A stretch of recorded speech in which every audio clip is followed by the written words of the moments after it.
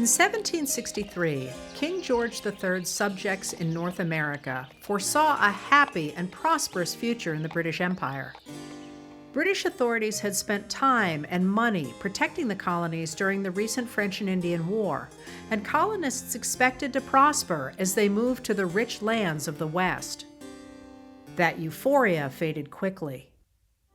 To prevent colonists from stirring up another expensive war with indigenous Americans, King George III prohibited the colonists from crossing the Appalachian Mountains.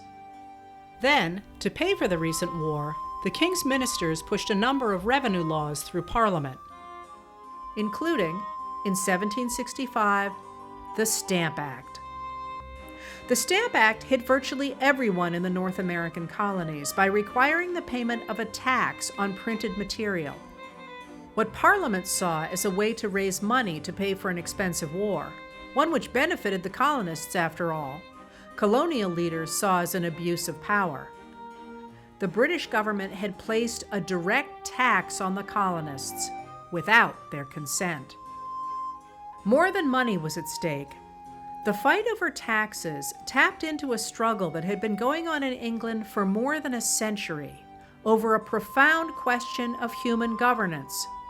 Could the king be checked by the people?